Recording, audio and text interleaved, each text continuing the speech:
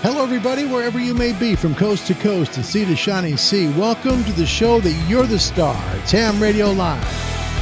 Thank you so much for coming. Please subscribe. Don't monetize the channel. I do this to give back and to help people out, not only to get into ham radio, but also to help grow up in ham radio, too. Yep, help you to learn a little bit more. Today's a big show. We're going to talk about the Yaesu FTDX 10. Just out since December of 2020, and this should be a fun show. Hope you enjoy it. Happy September 1st, 2021, everybody. It is a Monday, and we are so grateful to see you wherever you're coming from. And away we go. Hello, everybody, wherever you may be. It's good to see you. I know it's dark. But we're dark. It's dark here because there's a reason. We're going to be showing the Yaesu FTDX 10, and to show it really well, we have to make sure that we have a, fairly decent picture of it. Stop, crowd. See the power. It's amazing. It's amazing the power I think I have sometimes. Good afternoon to you from Oregon, everybody. Welcome. Our whole passion here is to help you get into amateur radio. It really is. Also, to help you in amateur radio to learn about great products. And we're going to be really diving into one of those today in the Yaesu FTDX 10. Before we do that, let's help folks that are not in ham radio, but who would like to get into the hobby. And please don't think it's too hard. I've got a great story for you today. First of all, hit the contact us bar at any one of these websites and they'll help you. The American Radio Relay League at www.arrl.org has a great site. They'll help you find a radio club near you and then contact that radio club and get to know them. They'll help you to get your license. If you're in Canada, the Radio Amateurs of Canada can help you. www.rac.ca. If you're in Great Britain, the Radio Society of Great Britain, www.rsgb.org. Have some great news from them today. If you're in Japan, the Japan Amateur Radio League at www.jarl.org, and in Australia, the Wireless Institute of Australia, www.wia.org. If you'd like to email the show, hit me up. The show is email at cq@hamradiolive@gmail.com. And if you'd like to help us in our mission to continue to trumpet ham radio to people and teach them, help them, and get them into ham radio, please help us at PayPal. You can do so at proverbs356@me.com, or we do have a Patreon page as well, and that is going to be found at Ham Radio Live. I want to welcome you to the show today, talking about the FTDX 10, a radio that Yaesu just brought out in December of 2010. Hard to find. Then it was easy to find, hard to find, an awful lot of ups and downs with this radio in terms of its availability. Before we start the show, we always say hello to everybody. We'd love to welcome you here. Radio South North 911, first timer to the channel. Welcome. Gosh, it's great to have you here. Thanks for coming to Ham Radio Live. Sorry that it's so dark in here. I have to have it dark to show the radio, but thank you for coming. It's an honor. Patriot Canadian, eh? Hey, mate, good to see you. Thank you for coming back to the show. I was looking forward to that. This right here. Hey, that's pretty cool. Peel Productions, all the way from Ireland. Wow, what a joy. Thanks for coming, my friend. God bless you. It's good to see you today, mate. Thank you. What's up, eh? It's pretty good. Hey, peeps, what's bouncing?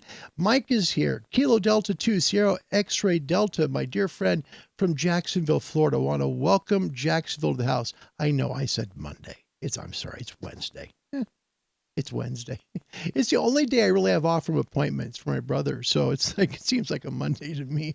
My brother, speaking of him, he's here courtesy of WIFI. Good to see you. Ameritrek, that's Al Gross. His call sign, Whiskey Bravo 0 Alpha Lima. He's incognito today. It's in Wood River, Illinois, taking the week off, watching on the big laptop. Wow. Great to have you, Al. And thank you again for the donation. His donation brought the router here that helps us to keep the stream going. So thank you for that. Kel's here from Norway. Great to have you, Kel. Thank you for coming this evening. Lima Bravo 0, Yankee, India. So glad to have you here at Ham Radio Live. Got some interesting news for you today. First of all, we're just talking about the stuff going on with the Rsgb, latest convention details. This is going to be on this Saturday coming up on September the 9th, 2021. It'll be streamed on the YouTube channel, and they have tons of stuff to help you, from hand soldering to interference and QRM. Go to this. It's going to be great. Find out about it. information is going to be at rsgb.org/convention. It's worth it. Farnham Web SDR is going to close. This is too bad. This really is. Web SDRs are really popular and they're very helpful. The popular amateur radio Web SDR at Farnham is to close in a few weeks due to a change in site of ownership. It's hoped to eventually relocate to a new site, and the operators are asking for help to identify a suitable location. You can click here on that website at the Rsgb. They'll help you out. Also, part 2 of the BATC convention takes place on October 16th. It's going to be a day of free online talks about amateur television. Should be fun. Find out the information there at the website shown. Take a screenshot. You'll be able to get that. Also, International Air Ambulance Week is going to take place between the 4th and the 12th of this month. The event covers 2 weekends, giving amateurs a great chance to get involved. Details available on the RSGB website. And this is kind of cool. The National Museum of Computing, of all things, at Bletchley Park, the place where they cracked the Enigma code. Oh my gosh, going to be doing an electro jumble Saturday, the 19th of September from 11 a.m. to 3 p.m. Now, entry to the event is going to be free. Admission will be by pre-book ticket. For more information about this, please contact TNMOC, so that's Tango November Mike Oscar Charlie.org, and they still need a QSL manager for the G4T-Z group. Please, if you can donate anytime, they do need a sub manager for that, and they've been really seeking this now for about 2 months. So if you can help the RSGB out, that would be great. Also, Ron White, Golf 6, Lima Tango Tango, has been co-opted as RSGB Regional Representative 9.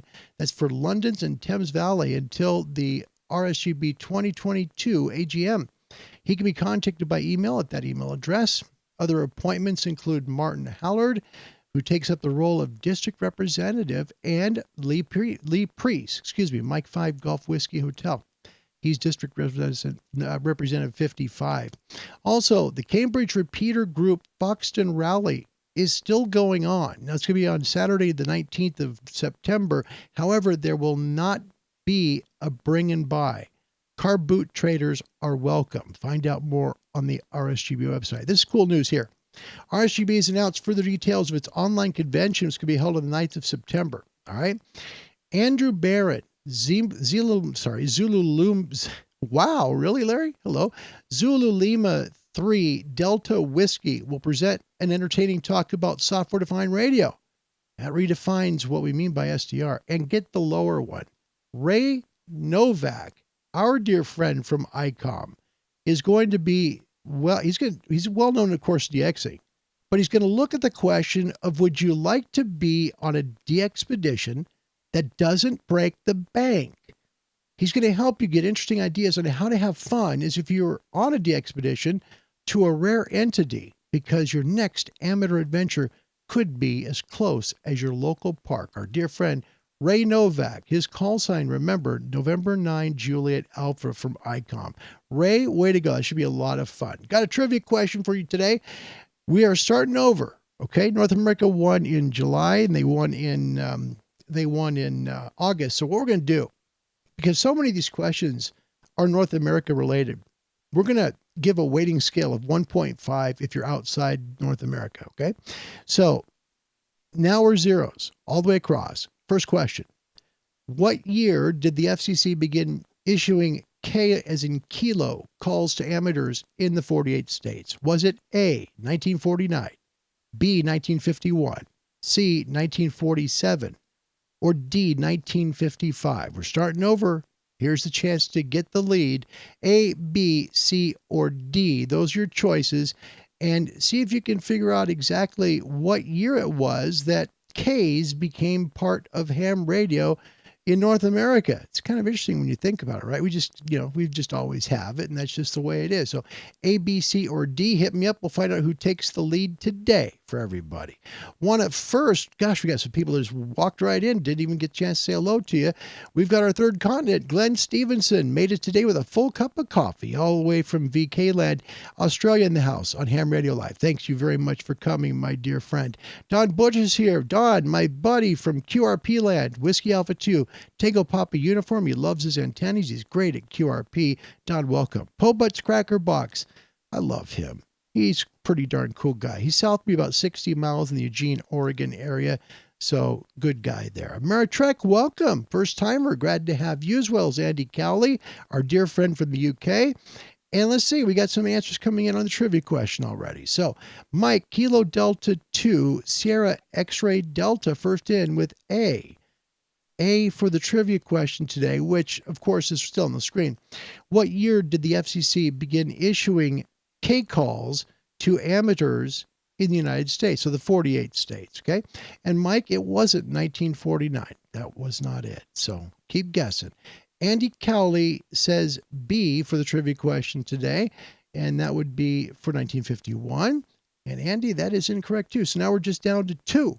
Okay, just down to 2. So it's either C or D. Let's see if anybody can guess C or D. We've got PL Productions from Ireland with B, Glenn with A, Cliff Bolts with D, and well, we got Lionel, Kilo Juliet 7 Oscar Hotel. And Lionel, thank you for being here. It's great to have you. He's got D, and that leaves only one more. Okay, so you guys, now you've got one left. You guess which one it is, and we'll see who gets this one right today. This is hilarious. We're down to like only one choice. So figure, we've had A guessed, we've had B guessed, and we've had D guessed. What's the right answer? We've got this is almost hilarious getting this correct. Mike, my friend from Jacksonville, Florida, Kilo Delta 2, Sierra X-Ray Delta comes in with C, and doggone it, he's right. Well done, Mike. It's a good thing we do this thing without like saying you can only vote once. That's awesome. North America with the lead now with 1. Let's take a look at the weather. Powered by ICOM. ICOM for the love of ham radio. A1A.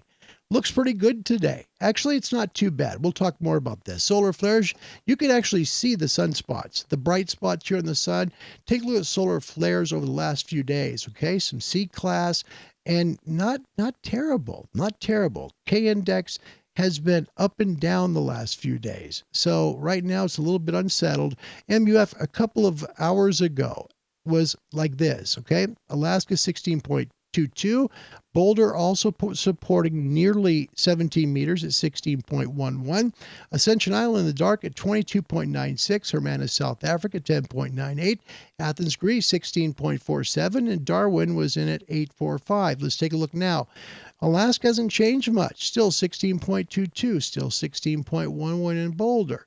Ascension, 22.29. Everything's the same. So right now, let's take a look. Current conditions, SFI 84, solar number down to 37 though. A index of 7, K of 1, and you see the HF and VHF conditions here. Moon bounce tonight's going to be poor. Our ham radio and shortwave forecast for today, powered by ICOM. ICOM for the love of ham and shortwave radio. Daytime ham radio bands open today, voice 20 and 17 in the northern hemisphere. Equatorial latitudes and southern hemisphere today should get those, so you should get 20, 17, 15, and 12. Data 30 through 10. Nighttime ham band openings of 160, 80, 75, 60, 40, and they'll be loud. It's still summer in North America and throughout the northern hemisphere. You also get 30 meters and 100% chance of 20 meters open now till about 60 minutes after sunset. It's just we're almost to fall, so we're not going to have as many hours of daylight to charge the ionosphere. Shortwave bands 31, 25, 22, and 19. Your shortwave nighttime today 120, 90, 75, 60, 49, 41.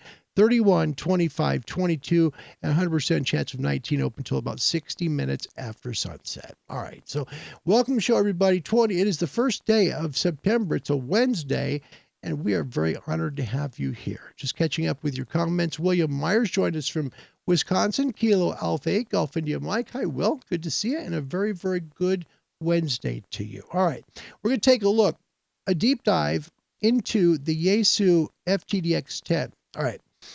This channel actually was the one who brought the news to YouTube first on this rig, thanks to someone who watches the show in Pennsylvania. And I still remember it came through. It was like, hey, have you heard about this radio? No, I haven't. There it was. Let's take a look at it.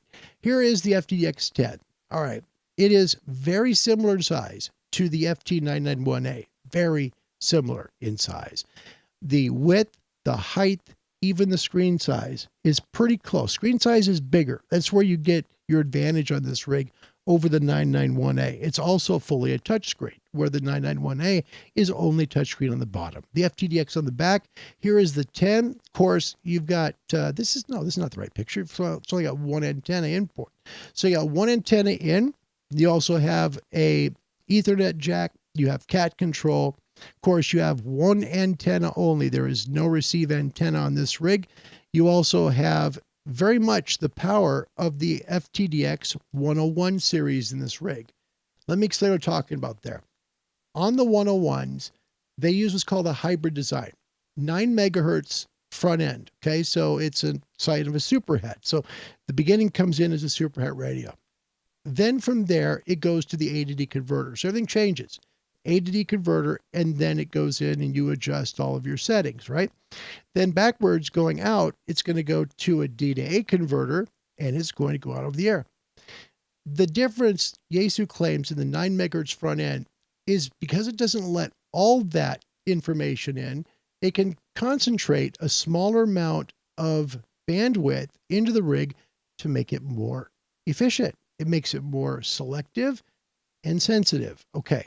Now, according to Sherwood, QST, it's a dynamite rig. It's very similar to the FTDX 101 Delta. It doesn't have 2 VFOs, only has 1, but I have found using this rig, it actually, it's really darn good. It's very close to the FTDX 101. Where it doesn't do well is it's missing VC tune. VC tune is that special thing that the FTDX 101 has. And if you have a 101, for example, all right, on this outer knob right here, okay, there would be your VC tune control. You control it right over here where you would add it. You would then adjust within the passband right here. You would adjust, and then this area right here, okay? You adjust in that area how you're picking up the band, okay? Basically, you are able to attenuate some signals and you're able to hear others. Okay, that's really how it works. It's a brilliant design radio. The big difference, I think, in this that makes it a little bit kind of wonky, to be honest, and this has been said by Rob Sherwood. I've said it before. I think most reviewers say it. Excuse me, a little water there. The only thing about this rig that I think is a little bit wonky is the buttons that are near the VFO, because they're close. That's it. They're close. Now, how do you solve that problem? The way you solve the problem on this rig is mouse control. Okay. Just a moment here. Give me a quick second. Okay. Thank you. Okay. So if you get the Logitech M310, right, comes in blue, red, and black. Okay. Pick your color. If you get the Logitech 310, you have mouse control. The mouse control plugs into the very front of the FTDX 10, right? Excuse me, the back. It goes in the back on the 10, goes in the front on the 101. So it goes in the back here, and it'll control with a mouse. As you can see, the mouse moving around on the screen. It also gives you the ability to go directly to a display of any size you want. If you want a 55-inch screen of your rig, you can have it. It's pretty easy. You just simply control the mouse to where you want to go. For example, we have a signal right here. Click on it, and it'll go right to the signal. You just fine-tune it. So we'll take a quick listen, and we'll see if we can pick them up. Conditions are kind of abysmal today. This is probably the what is it called? The NavNet for ships. Okay, wonderful digital noise reduction. Press the noise reduction in. There it is. You can adjust it. If you hold the button in, now you have adjustment of it.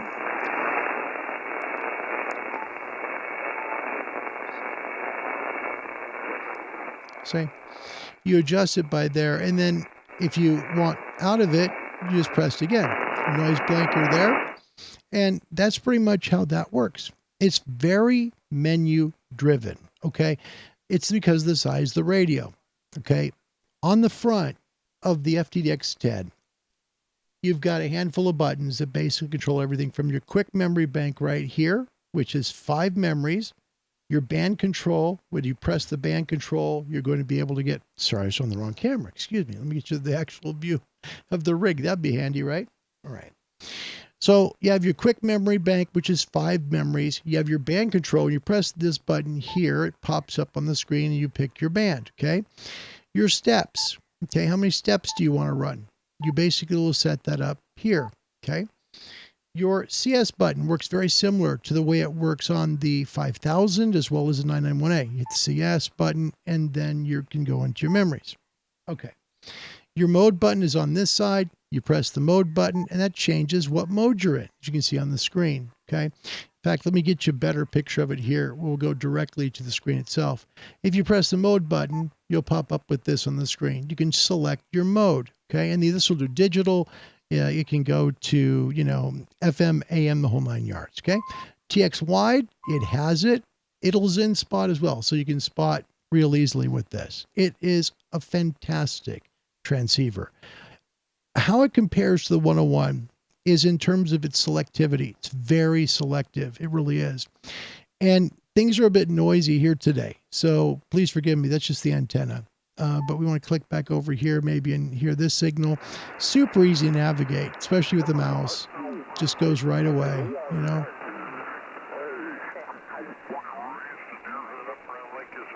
All right, so let's say, for example, on it, we want to narrow down the passband to hear him better, okay?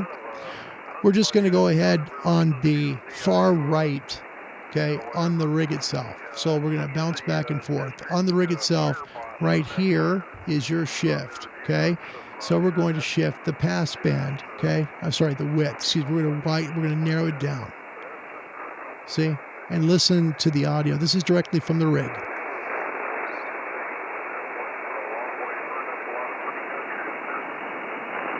Hear it widening, hear it getting wider.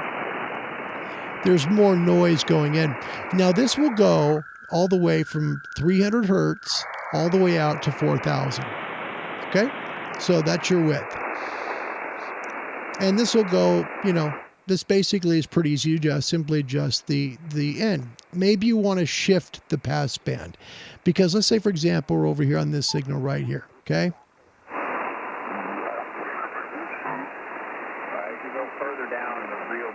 All right. Let's say someone's over a little bit to the right. We can switch. Take a look up here at the passband, right up here. This is the band itself. We can move it. We can shift it over. We're moving away from somebody with QRM that's maybe one down. We're moving away from it. Okay? That's the way you do it. Just simply shift. It's easy to do. All right. You also have a notch. If you hold the notch button in, the notch button will let you adjust it automatically through the multi-knob. So you hit notch, you hold it in, and now the multi-knob is going to allow you, hold on, get it back on there again. Okay, notch, hold in. Oh, I'm so sorry, guys, excuse me. So there's a notch. And then that's going to knock out an offending carrier or whatever away from the passband. Just move back and forth. It also has a wide notch. Okay. So if you just hold it quickly, there's one. Now watch what happens if you hold it in. Okay. Holding it in, you actually get a bigger notch. Okay. Also contour. And this is similar to all Yaesu rigs, whether it's the 991, the FTDX 10, the 101s, the FTDX 5000. What this does is it literally puts a dip into the equalized received passband to either give it a better high or a better mid or a better low end. It's a way of adjusting the way it sounds. So let's wait for the transmit and we'll hear it.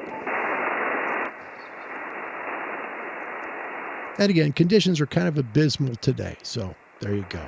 By the way, Scott, welcome. Kilo Charlie 2, Charlie Alpha Delta is from the right side of the tracks near the Sunshine State of California, just a bit north. Hello, VK Radio Ham. Welcome to Ham Radio Live. It's good to see you. We're taking a dive into the Yaesu FTDX 10. Taking a quick look at it here. This radio actually for sale. All right. So we haven't went in DNR. We haven't went into the contour very deeply. I want to find a better signal. So let's see what we can do to try and find a better signal.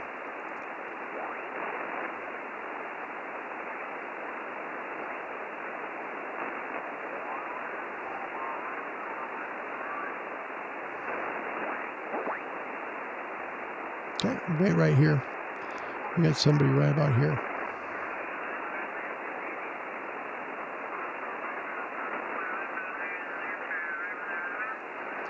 Great to see you, BK Radio. Yeah, it's always an honor to have you here. Thank you so much. Don Bush, I use a KX3, but have thought about this FTDX 10. This radio is really cool, especially if you're looking at something you can take with you remotely. Okay. It's just good for it. It really is. I used it in Hawaii, not this particular FTDX 10, but I used an FTDX 10 in Hawaii. It was brilliant. So we'll wait. And I want to show you the contour on it because it's the way it changes the way that the radio sounds. That's it.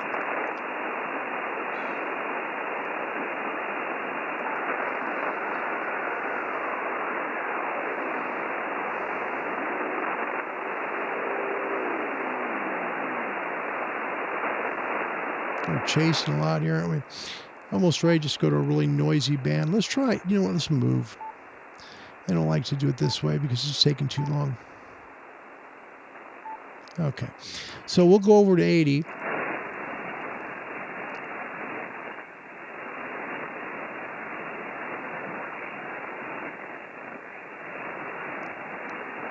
And this is a noisy band, of course.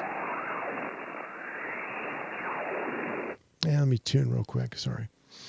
We'll tune it and we'll just get it to kind of calm down a little bit, but we'll listen to it on a noisy band and see how this noise reduction works. The noise reduction this is actually fantastic. It truly is. And it looks super, super noisy here, and it's really not that. If we move up here to level, okay, and knock the level down, you see what happens to the waterfall? It just goes down. Helps you to find where the signals are. Makes it simple. That's what's one of the beautiful things. That's why mouse control is really good on this rig. And I, really highly recommend it. So I have it. So we got a signal here.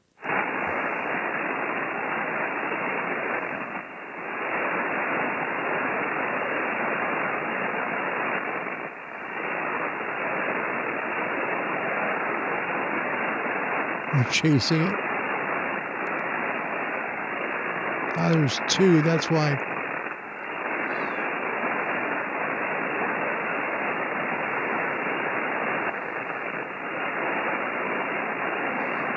Okay. Let me go 40. It's just the conditions right now. Like I said in the forecast, conditions are really bad today.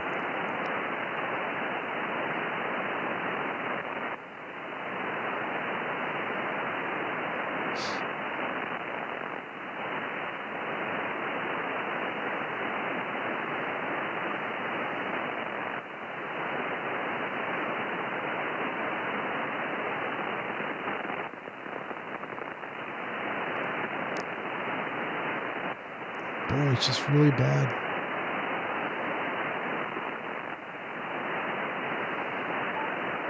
Oops. Sorry, guys. Go back to 20. And really, I think one of the things it does very well. There we go.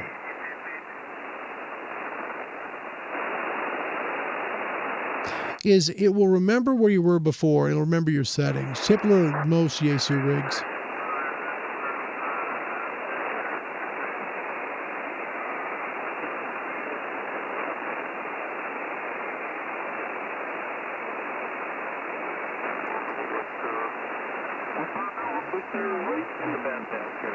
There we go. All right. So let's wait. What we'll do is we'll listen in. We're going to go and adjust on the contour and just let you hear the difference, okay? Once we get some transmit. And I'm looking at the radio here from about a 45-degree angle, so bear with me. That's why it's hard to tune, because I'm looking at it from a weird angle and trying to just find signals.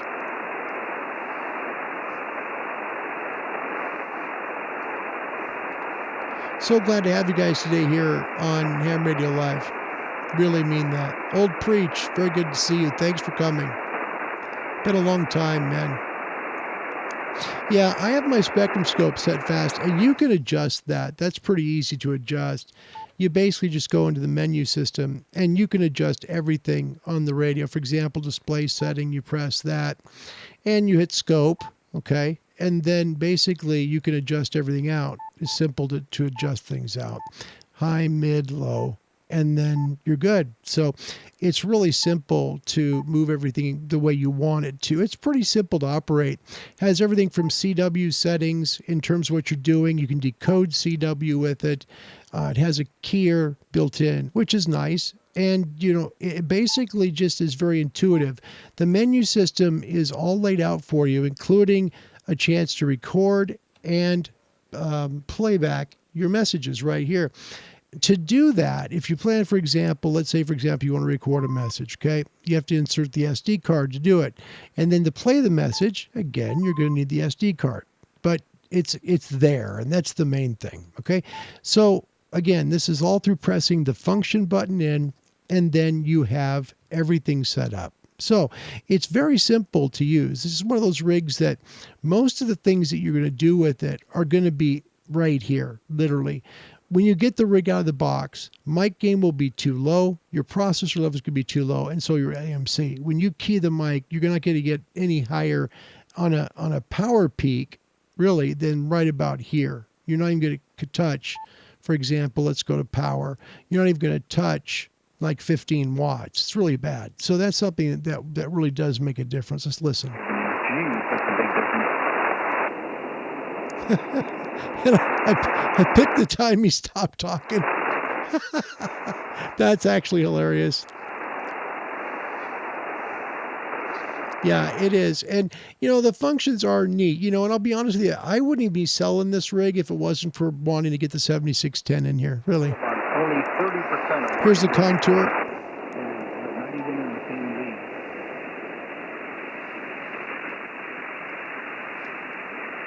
So if you're over here, you're going to get more of the high end of his voice, okay? As you slide it to the right, listen, you can even hear it in the pitch of the QRM. Just listen.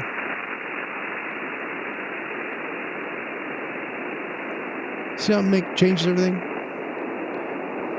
And now all of a sudden, you're on the low end. See? It's the same thing. So when you have a voice there, it's going to adjust that out. I usually use this between 7 and 800. That's where I'm at, 7, 800. Listen. Let's DNR real quick.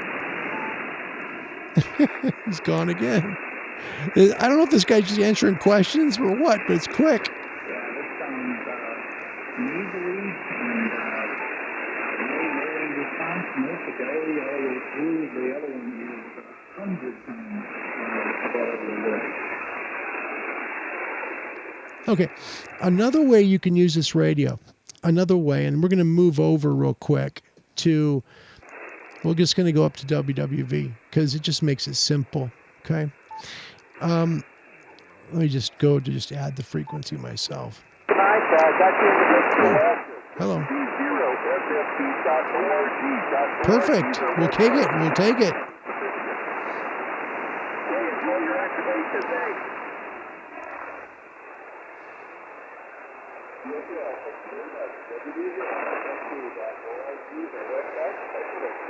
This is an S, like 0. Okay. Another way you can adjust this, move the RF. Just move the RF knob to about where his voice is. It's the quickest way to bring out the hash.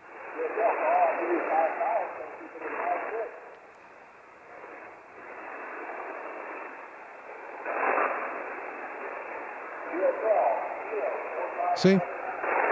Let's take the DNR out.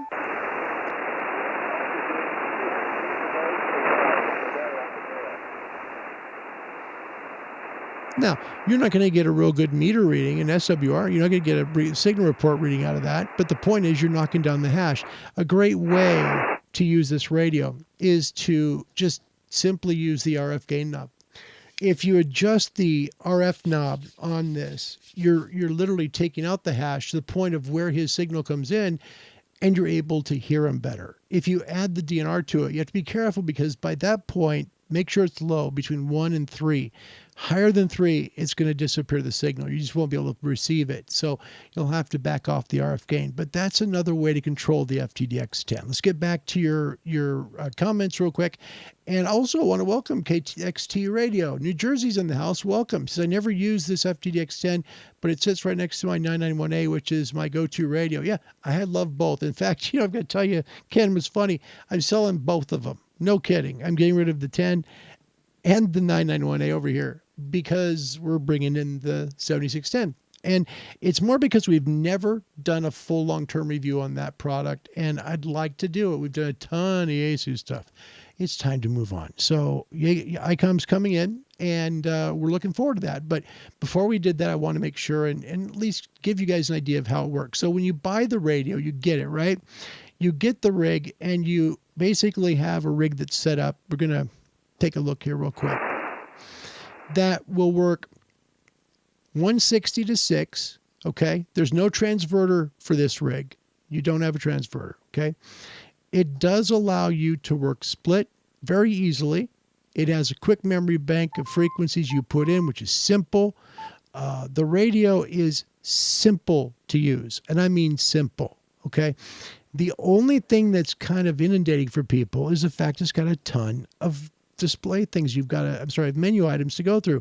But really, if you take your time and you learn what these are, okay, for example, radio setting, you've got your SSB mode. You can adjust the way it sounds, okay? So we're going to adjust it out. Let's listen to it on 3, okay? Your mid-range, which is the most important part of SSB. We're going to go to 3 on that. In fact, we're going to take our treble down. We'll move it down to 2. I'm going to leave the bass gain down. I don't want bass in my signal because I can't hear very well with that. That's just the way that sideband works. Now let's take a listen to the signal and see how it sounds. Going right here.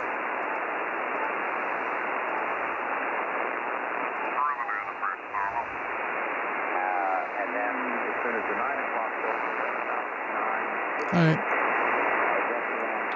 Listen. And the rest of the mic is wire for the 1030, and then I run the streaming for 1030, and then shut everything down and beat. See? Makes a big difference. But if you bump up the bass on this, it's going to take everything and just literally destroy it, unless you're listening to SSB. Services, and I only stream the last one. But because the second one is in the hash kills you. Chapel. That's why I move it down. It's a bigger building, so I have to run to the freeze. Or you can move it to somewhere here. A musician. So I'm up running a soundboard, switching mics on and off. Now hear him getting louder? It's because of the mid-range.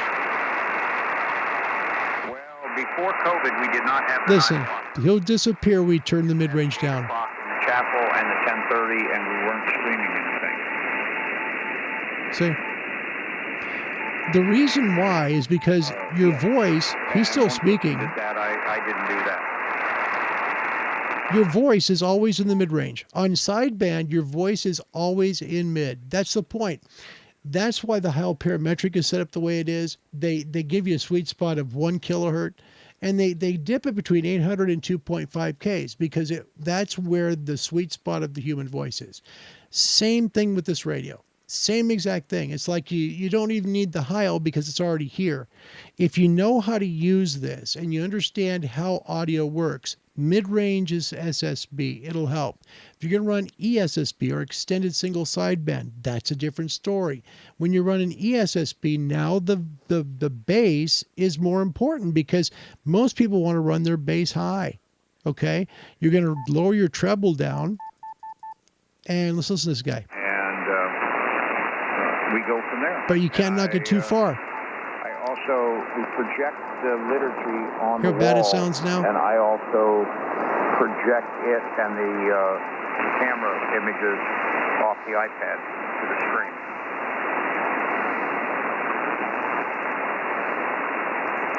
It's good voice. Now, this is with no DSP.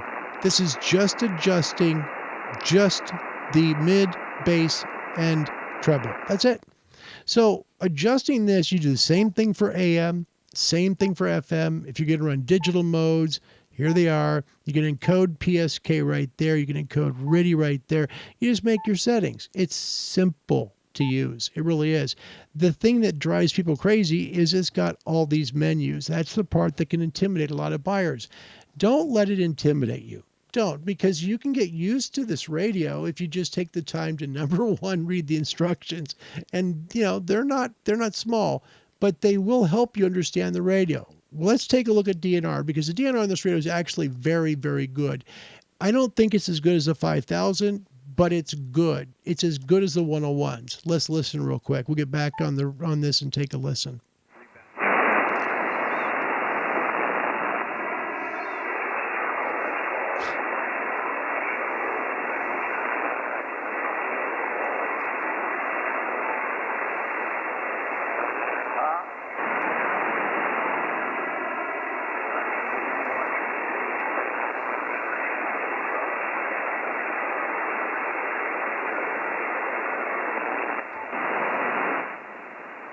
Try and turn it down a little bit for you. I don't want you to get blasted. But once he starts speaking, there we go. It's a continuing problem. I just do what I can. And when I found out the people that were complaining about they couldn't hear were all over 80 and were hearing impaired and didn't want to use the devices we bought for them, I said, okay, that's fine. See, he's an S3. Add noise blanker. Now you can almost hear the other guy. Okay, you can almost hear the other guy. And there's a lot of electricity in the area going today. We've got some storms nearby. So, I mean, that's really how this radio works. The magic of the DNR, the magic of how you use it, but not too heavy-handed, because it'll kill the signal. It really will. The other thing I think that's important to understand is that this radio, because the buttons are so close, really needs a mouse. It does. It just needs a mouse, because these buttons are so close. If you notice, when I was doing a lot of stuff here, you would see this button come on. You see the lock button. Well, there's a reason for that, okay? And I want everybody to know this if you're going to look at buying this rig from me, because this is part of doing this show, is because we're going to be selling it, all right? The lock button's right here, okay? You're going to use this, because if you don't use it, here's what happens. Let's say I want to go and I want to change my band. Look what I just did. I changed frequency. See, now I'm at 14.315. I was at 14.316 before. All you try to do is just change band, because these are so close to the DFO. If you're trying to change band, for example, I just changed again, 14. Now I'm at 14.317. Now I'm going to change mode. Look, now it just keeps changing. That's the whole point.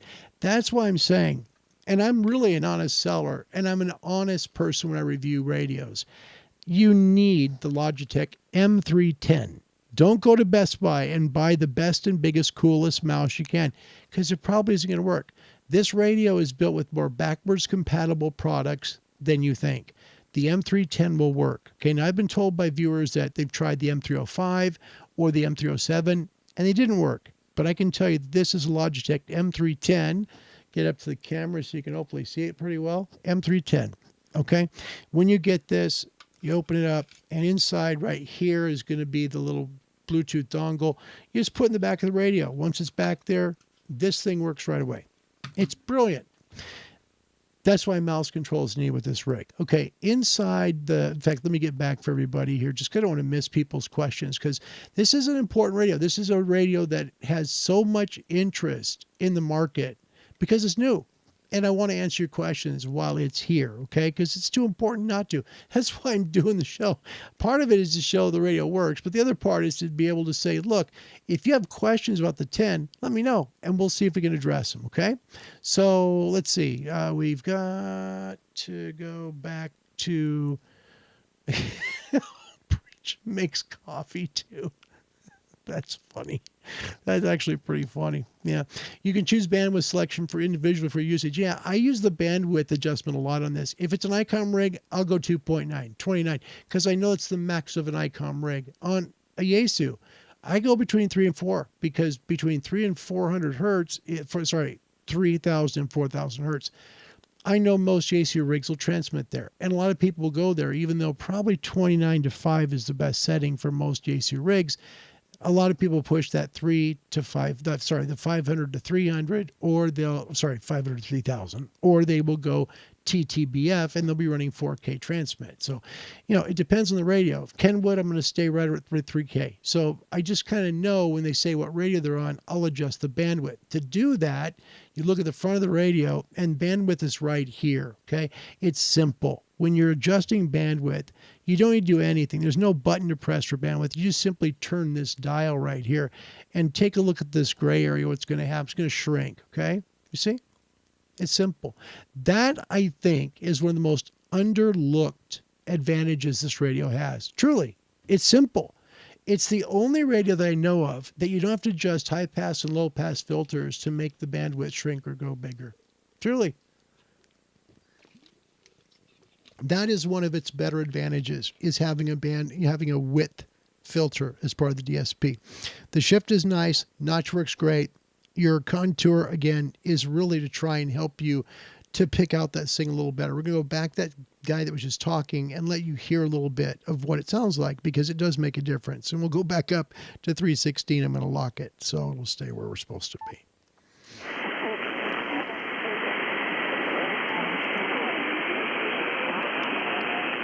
They move? No, they're still there.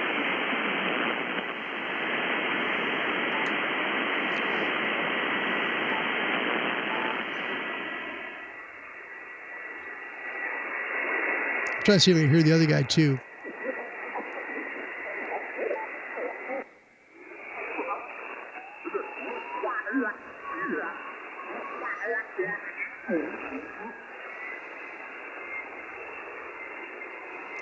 So, hold on. So the beauty of the radio is that you can really... Up to about a 5.252. All right, 7.3. That's really tough right now. All right, okay, now we got somebody right here. See? Right there. Can hear the QRM. Let's take it out. Sorry, wrong way. Oh my goodness. I'm so sorry.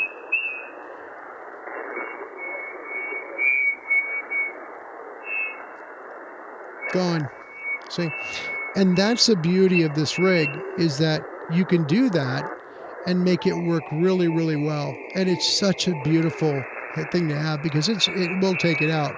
Simply hit notch, move the notch over until it's right over. And you can see the carrier that's come in, because you'll see a spike here. Okay? So once you roll over it, see it over there on the far end? It's gone. You can still hear the signal.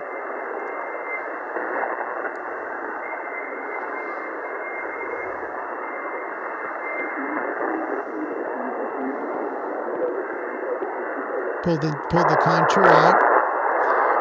And hear how loud it got. The contour makes a big difference. Let's move over here real quick.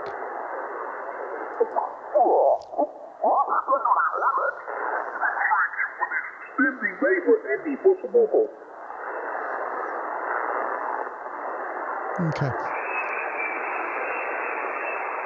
Again, so... QCQ, Victor Alpha number 3, Alpha, Victor Alpha number 3, Triple A, Stanley Island, coming CQ and is standing by for any possible. Let's try, see if we make the call. Let's just try. Kilo 7 Hotel November. Kilo 7 Hotel November, 5 Equal Canada. The name is Stanley. Kilo 7 Hotel November, and Victor Alpha 3, Triple A, over. I'm so sorry, my friend, having a hard time with the QRM. What is your call sign again, over? Victor Alpha 3, Alpha, Victoria, America, number 3, America, over. QSL, thanks a lot. We're on YouTube right now on a show that's called Ham Radio Live, and you're right now on that show. So I'm grateful that you came. Thank you so much. My QTH is Independence, Oregon, That's about 65 miles southwest of Portland. And I'm very, very honored to meet you. Over. Yeah, and I find it an breach of my privacy, so please stop the contact, my friend. Very good. Well, I'll shoot you 73 and thank you. You've made it down to Independence. So thank you for your call. This is Kilo 7 Hotel November. I'm going to be QRT. Thanks a lot for your call. That's it. CQ. Victor Alpha number 3, Alpha. Victor Alpha number 3, Triple A, Stanley Island. Coming CQ and is standing by for any possible. There's some DX for you. Okay. And that's how it works. That's it right there. I mean, how about that for a call? That's what it does. It's very similar to the 101 series, but it's a small box, and it's something you can take with you on a trip. You can take it to parks in the air. You can take it to summits, remotes, whatever, field dates, perfect. You can use it on your desk and enjoy the heck out of it, because you can have it on a screen as big as you want and look at this. Basically, you're going to see exactly this. And you'll be able to adjust everything, because if you got the mouse control, you've already adjusted. Say you want to adjust the AGC, you can press the button. If you want to adjust, say, for example, the attenuate, you want to bring the attenuation up. Now you can do that. Now all of a sudden, let's listen to the same signal. We'll bring out the digital noise reduction, because it's going to not be needed as much because we're attenuated 6. And hopefully he's still there.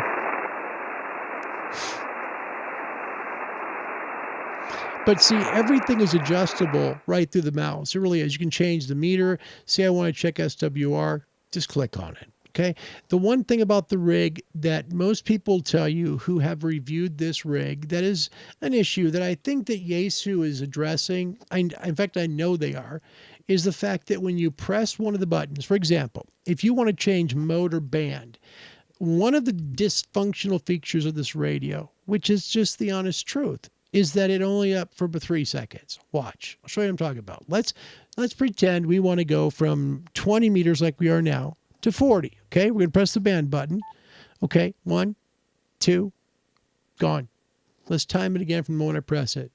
1001, 1002, 1001, 1002, 1003. See, it's not up very long. And that is a problem that most people will tell you that they don't like about it. The other thing, mode, same thing. It's up for 3 seconds and then it's gone. Okay, so that's why if you have mouse control, all right, now, okay, well, I want to go over to lower sideband. Bingo, you got it. Wait, I'm over here on 20. I need to be upper sideband. See, it makes it easier. That's the whole point. Same with changing bands. Simple to do. It's just that it's much better if you have the mouse. You can do it quickly.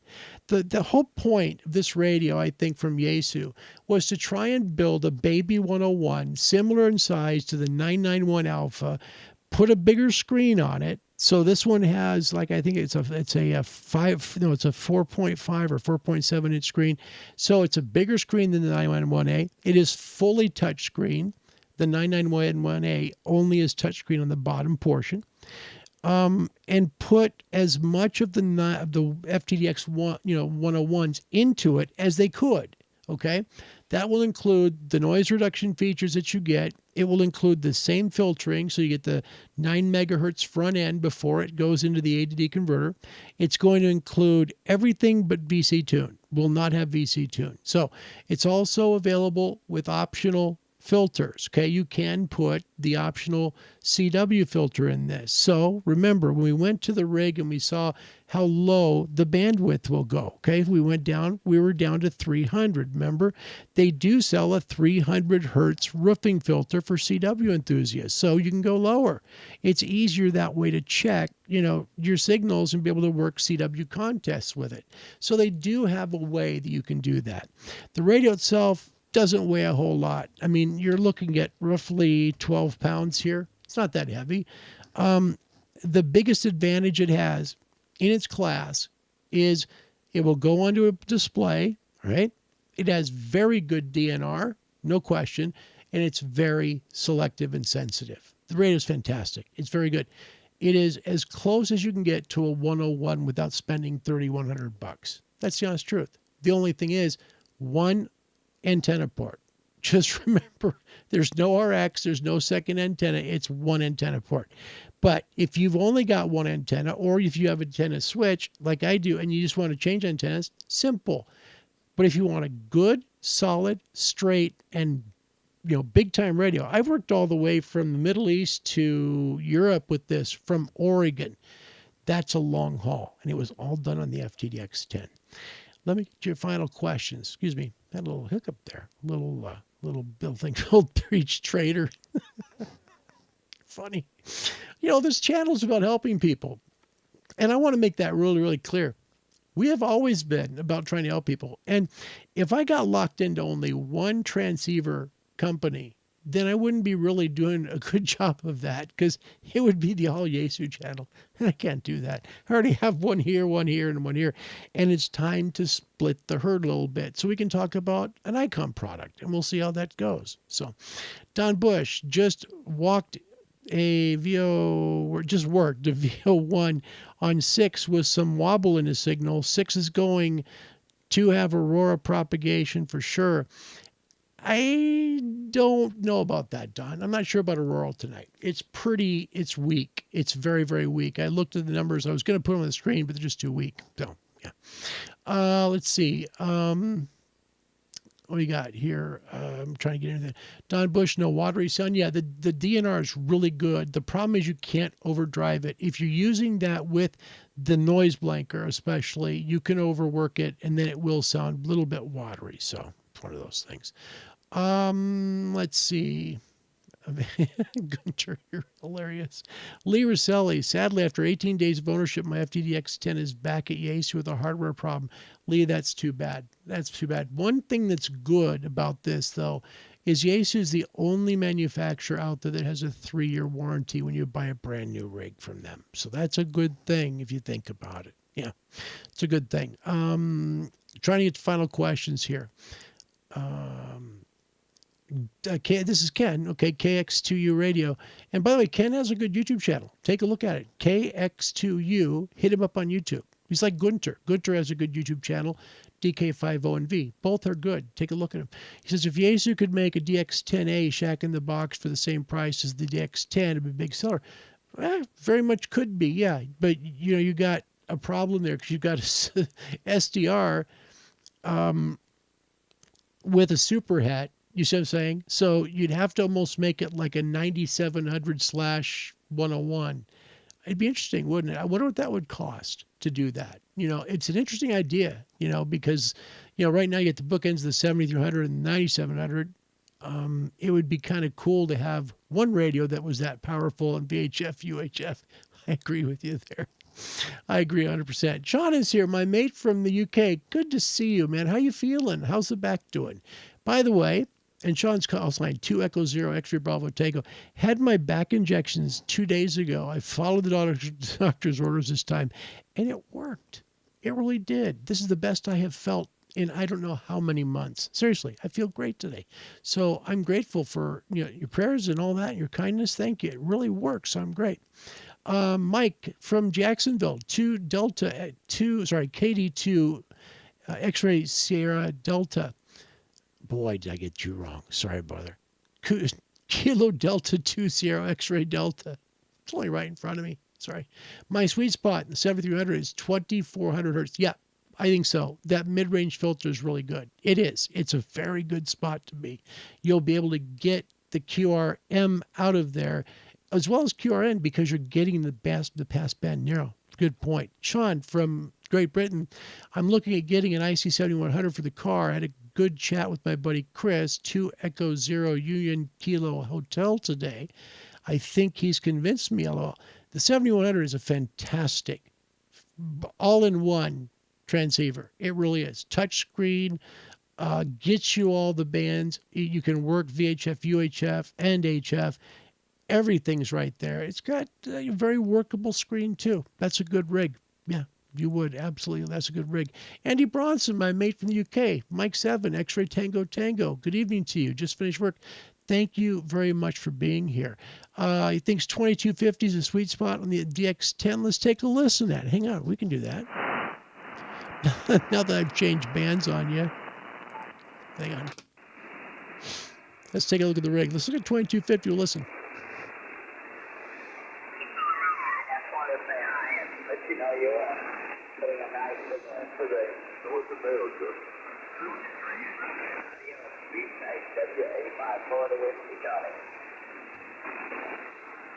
Of course, it's right there at the 73.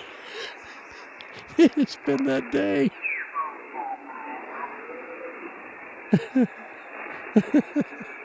Sometimes you just have to laugh, guys. You know, it's funny.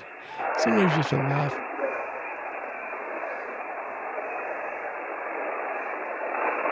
So he's figuring about 2250. And you know, 2250 right here, if you work it right,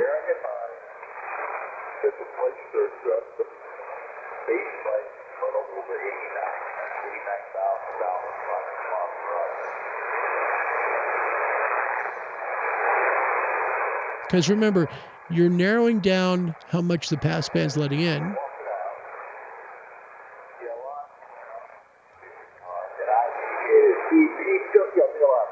Yeah. Yeah, Mike, that works. Yeah. Well, after about 30 seconds of the alarm going off, very good answer. Yeah. Thank you, Mike. Kilo Delta 2 X-ray Sierra X-ray Delta, Mike. Give me a few more hours. I guess I'll get your call sign right. Sorry, dude.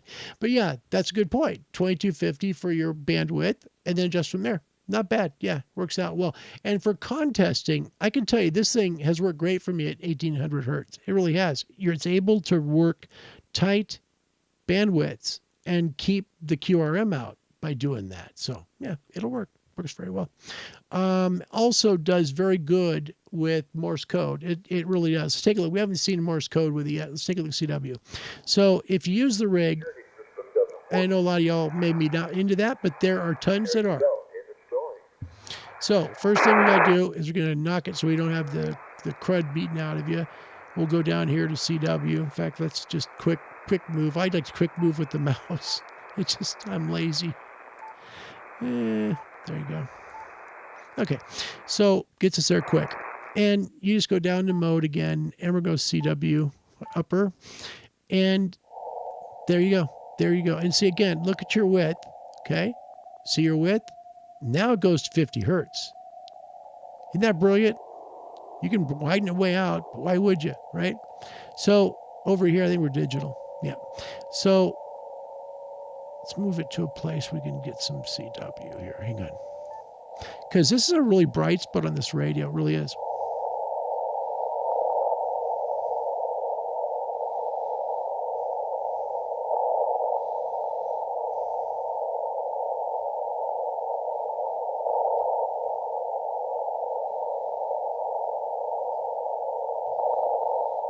And the pass band up here will tell you when you're close. It will tell you when you're really, really close on these. And that makes it easier to tune in. So it's got a good spot feature on it.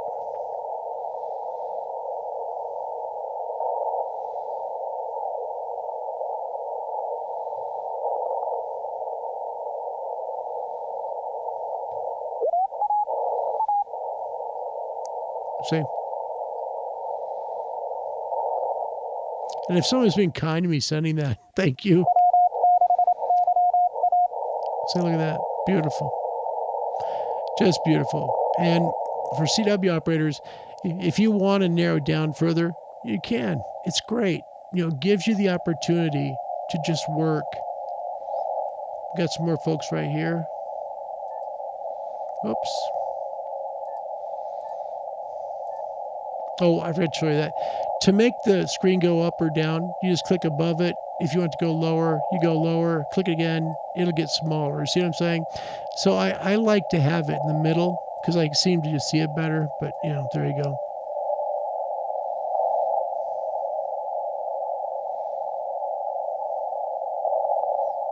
But it's a great, great CW in it. And it's Spot. And, you know, one of the cool things about Spot here, there you go.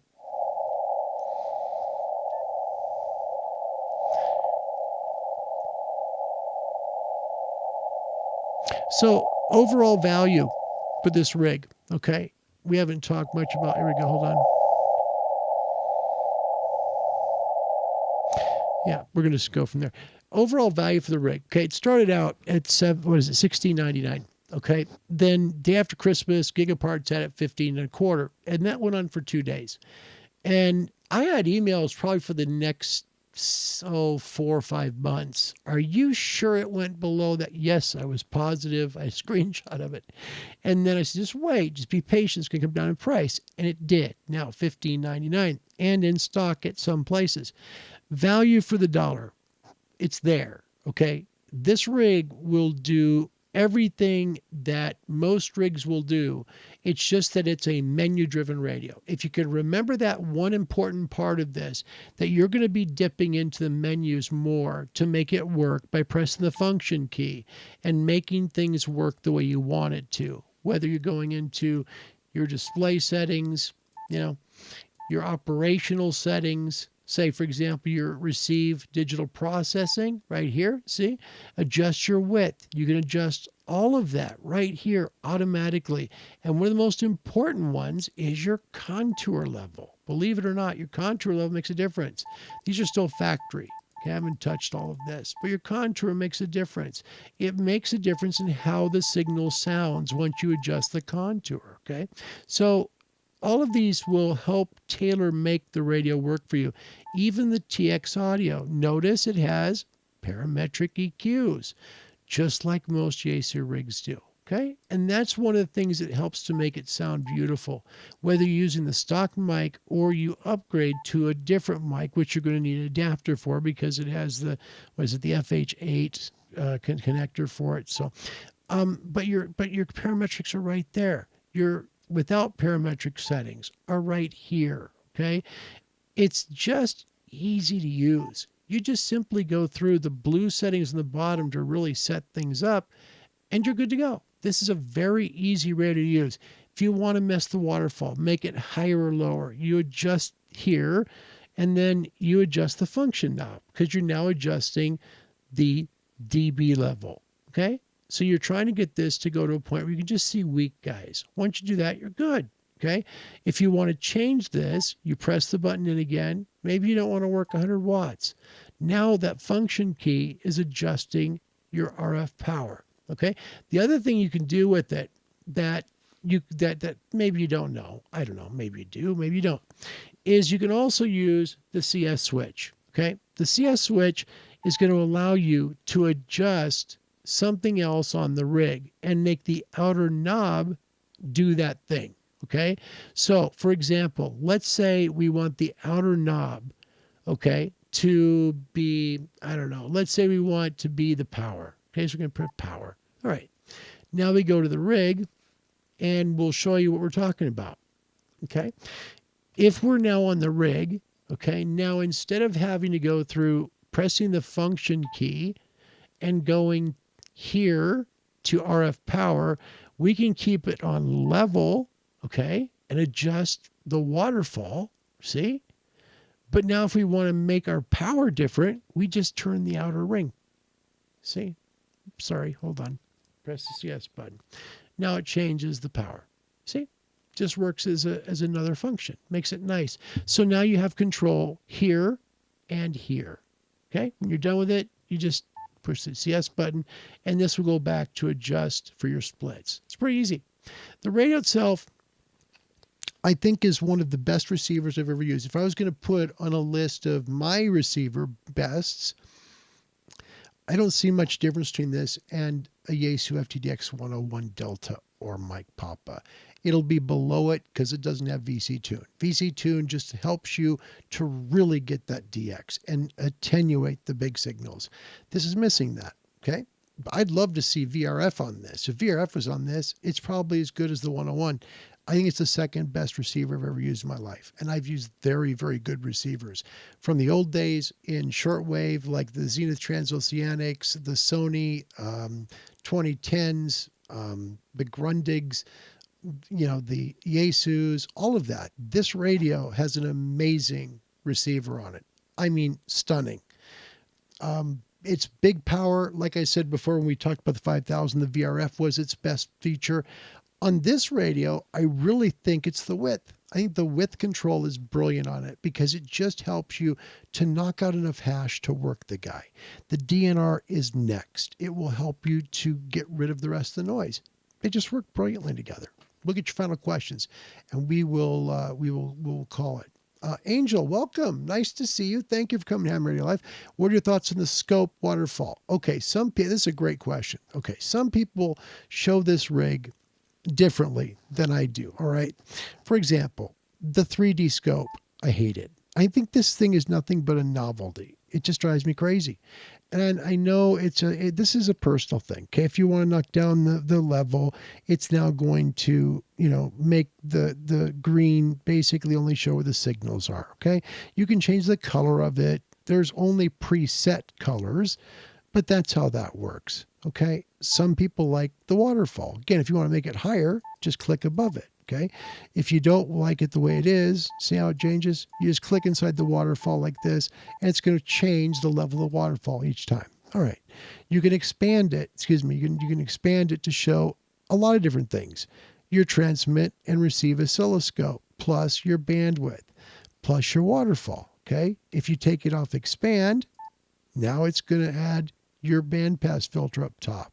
Again, keep in mind, we're in CW mode. Okay, so we're going to move back up to USB, and it'll just widen this out. So there you go. Everything widens out automatically. It takes little time to use this. If you want your SWR when you're transmitting, you can do it. If you want your power, just click to power.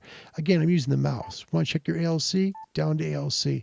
Everything is simple on this transceiver. It doesn't take much to get used to it. Your span. Okay, I have mine set at 100 kilohertz.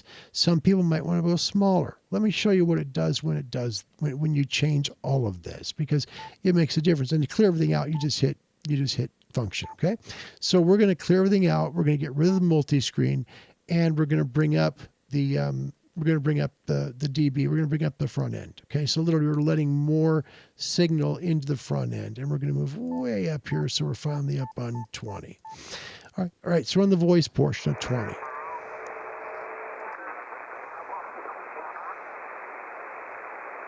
Okay, so when you go here, for example, all right, and you want your speed, you can change it.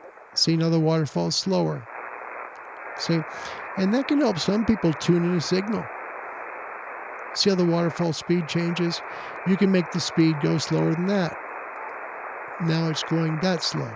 Okay, your time domain is literally going smaller here just because you're changing the speed of it. Okay, if you want to see more than 100 kilohertz, watch what the waterfall does naturally. It's gonna get slower. Faster. See how much faster and stuff your data goes in. So we're going to go 100 Ks, and we will, you can hear everything the way it is. But what's beautiful about the radio is if you use it correctly, you can make the signal sound beautiful. In Mission Hills for some time. Listen.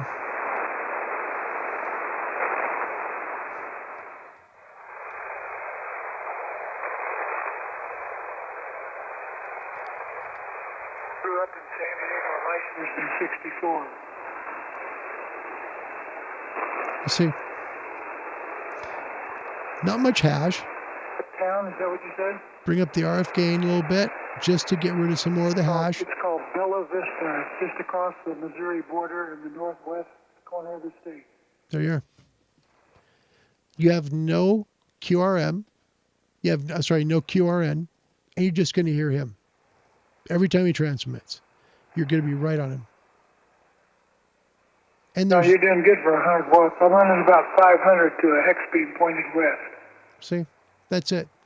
There's not a bit of noise in that radio. All it is simply tuned right in using the RF gain, the DNR, but look at the DNR number. It's not up very high. The DNR is at 3. That's it. Okay. Your noise blanker's on, and the width is at 2,500. It passed us totally. Now turns to 2,700. So we're right about where, say, for example, an ICOM rig would work. Right about 2.7 kilohertz. Yeah, I hear a lot of people up in the northern part of that fire at Tahoe are having a lot of problems. See, that's it. Not a lot of watery sound to it. It just takes time. The radio is brilliant for a receiver. It's brilliant. The second best receiver I've ever used is right there. Went through 2 of I them. have to turn it down still. So that's the Yaesu FTDX 10. Instruction manual's pretty detailed, but once you use it and once you understand, probably your biggest assets are your bandwidth, your DNR, and adjusting up your RF gain. Adjusting it up to the point where the signal is. You're going to have a beautiful signal. You're going to hear them well, even the weak guys, and you're going to make calls. It is a brilliant performer. We'll get to your final thoughts and we will move forward. So Don, yep, Mike, but 6 meters opening on Aurora. Okay, I see what you're saying.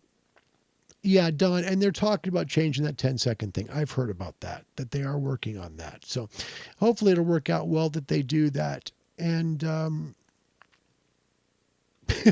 Lee Rosselli, I got to put this up. It's hilarious. My radio is still at Yaesu Repair. It's in Cypress, California. No word yet on what the issue is. It feels like I have visitation rights to my radio. That's awesome. Yeah, and you're right, Kev. Welcome, by the way, back to Kilo Charlie 3. Oh, no, good to have you back. Here's like no other radio. It is a beautiful, beautiful radio. So I really do. Glad to hear your back is feeling better. That makes me feel better. Sean, I just had back injections for L3, L4, and I haven't felt this good in probably over a year. So that's it. Goldfinger, welcome. Goldfinger 67. He is a Papa Delta, makes him in the Netherlands. Papa Delta 8, Kilo Romeo Whiskey.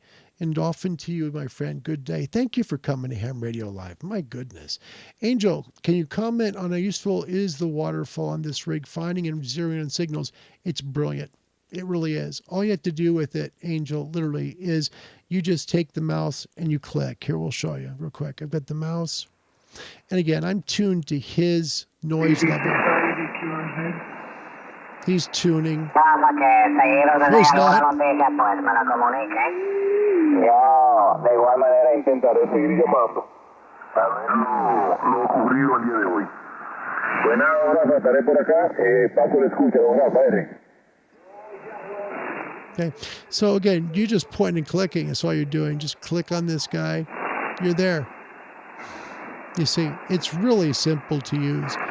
The waterfall makes it simple, but the key to the waterfall, Angel, is on your level. You make sure that enough noise is getting into the front end, but not too much. So you want to run this at a lower level so your intensity isn't super high, but it leaves you with a good waterfall. See?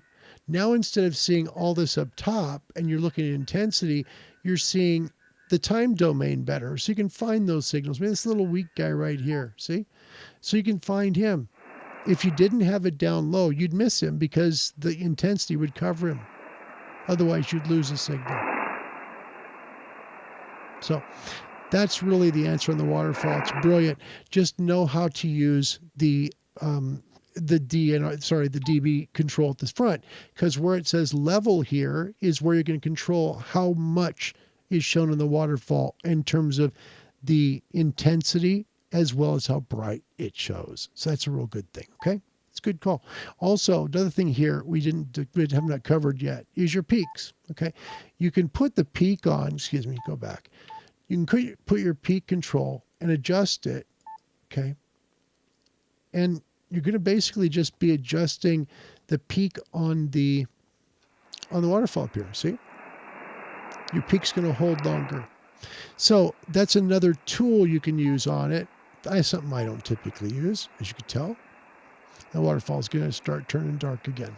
I like a dark colored waterfall myself personally, and the reason why I do is because I can see things better. I don't really need to see the peak so much. I think the peak is more useful for the 3D waterfall than it is for the, waterfall. Good question. Thanks, Angel. I appreciate that. Let's see. Larry, does it decode and display CW on the screen for both receive and transmit? Yes, it does. If you go to the settings, okay, so we're going to go up here and we're going to press the function knob, okay? So function knob, and you simply go over here to CW settings, okay? And then decode CW, all right? Your decode CW bandwidth can be changed, okay? 100 hertz, maybe you want to go narrower than that. 50 hertz. Okay. It's pretty narrow, but that's, really zero beated, but 100 hertz is pretty good. I think 250 is too much. Okay.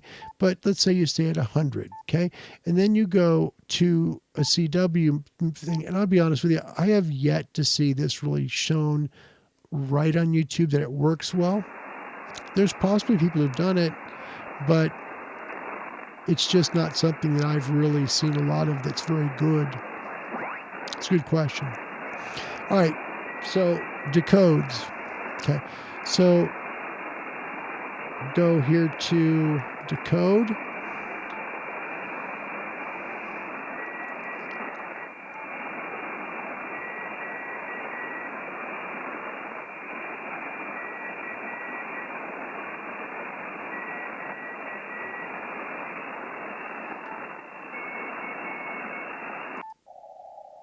Okay.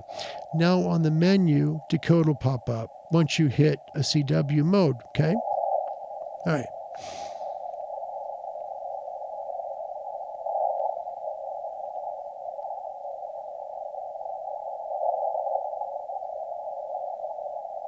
And you have a decode level, and the decode level adjusts through the function knob. Okay. So we're going to put this at 10. And we're just trying to find a signal. That's all we're doing.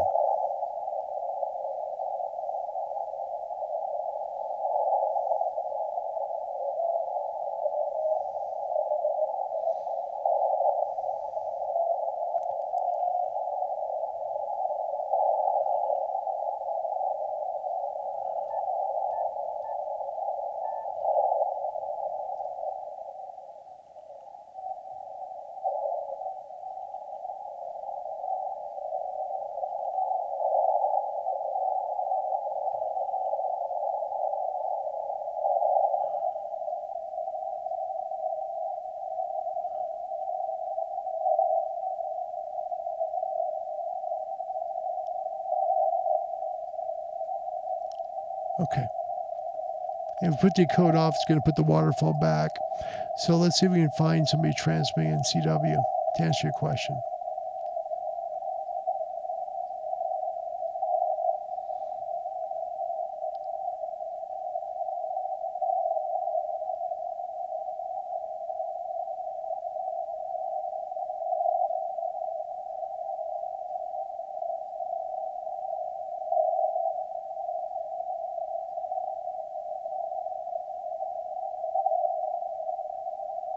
And there's just a lot of static crashes here today.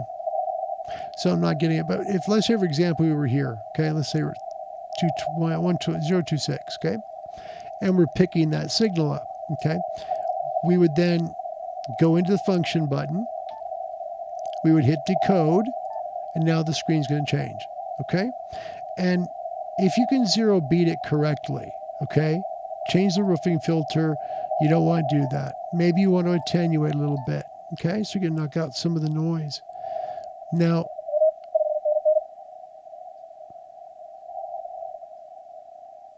just trying to be, hold on.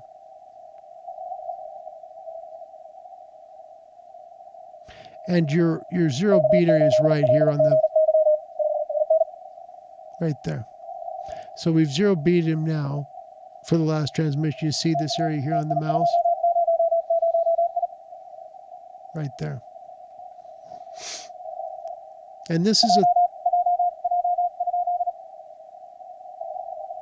an area on this rig that I'm not a super big fan of this on rigs because I don't know that they work really efficiently unless you have a strong enough signal. It's a great question. And Angel, I wish I had a better answer for you, but to be quite honest, that's really the truth. Whether it be this radio, the FTDX 101D or MP, the decoders work the same. They just do. They're not always super good. They'll get some stuff, and sometimes you can hear people that'll get, a good call on them, but not necessarily are they always going to be perfect. no CW decoder is. It really depends on conditions. Great question, by the way. Ishmael, great to see you from Dominica, Juliet 72, India Mike Sierra. It's great to see you. Any final questions here on the transceiver? We'll see. Paul, welcome from Brisbane. What a treat it is, man. Thank you. I mean that sincerely. Victor Kilo 4, Delta Papa Charlie. It's great to see you from sunny Brisbane, VK land. He loves his FTDX 10, and he should. It is a really good transceiver. Look, if this wasn't a show about really showing you a lot of products and what ham radio is about, I probably wouldn't be moving over to an ICOM rig. I would keep this, but we have other paths to go on yet. We have a long ways to go on this journey on this channel together, and you're part of the family. I'd like to get into other rigs besides Yaesu, and that's just important. Okay, so that's why. Anyway, all right. So good to see you. Thank you for coming today. Any final question? Thank you, Angel. I appreciate your kindness. Thank you, Andy. Thank you again too. Mike, good. Yes, this is really good. Really good. And Ishmael, remember, we've talked about this before. You're going to have to get a pad adapter like an SDR Play to add to that 9100. It's the only way you'll get a waterfall. So, Mike, thanks for answering that, Fresh. That's good. Final stuff. Let's see. Looking at your final comments, and we will call it a show. And I appreciate you coming. Oh, Larry, learn the code.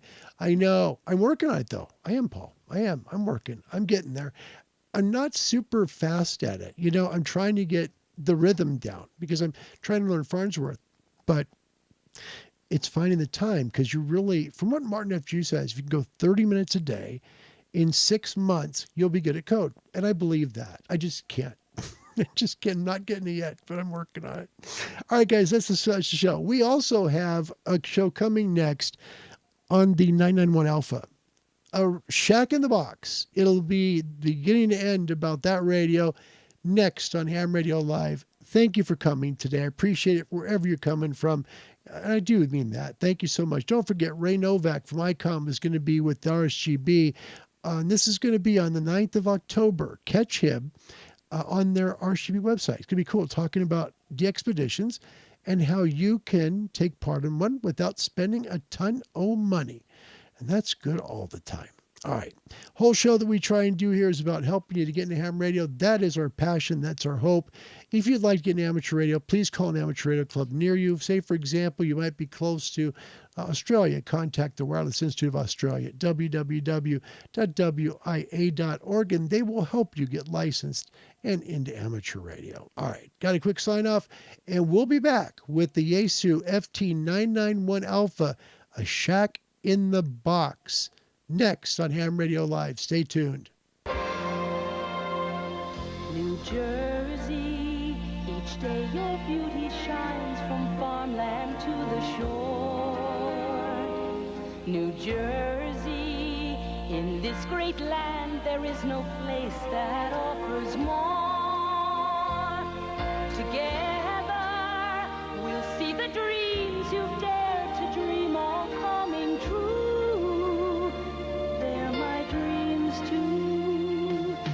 Jersey, your cities help to make this nation strong and free. New Jersey, your courage comes alive in every face I see. Together, we'll build tomorrow from the challenge of today.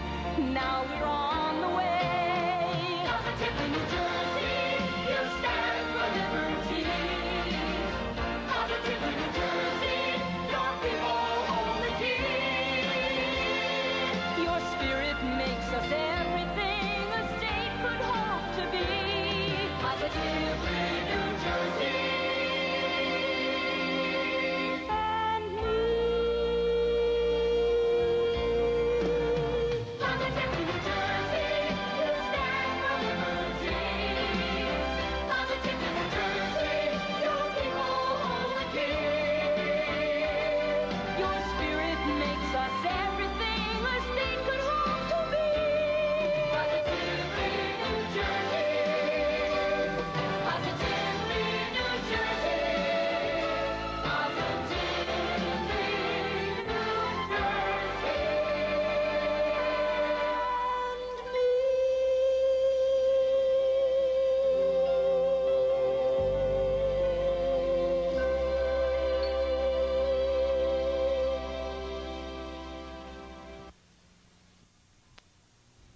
WNJT now concludes its broadcast day.